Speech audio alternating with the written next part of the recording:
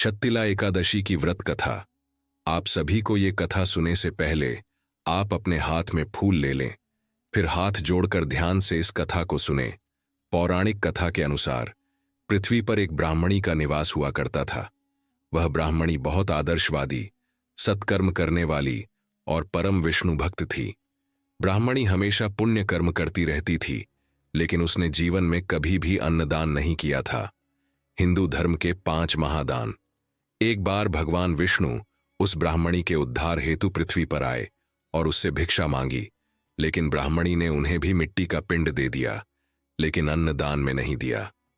अपनी मृत्यु के आबाद जब ब्राह्मणी वैकुंठ पहुंची तो उसे वहां एक खाली कुटिया दिखी।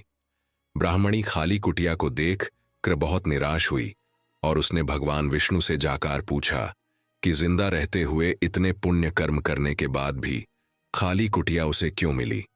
तब भगवान विष्णु ने उसे बताया कि उसने जीवन में एक बार भी अन्नदान नहीं किया था, इसी कारण से उसकी कुटिया खाली रह गई।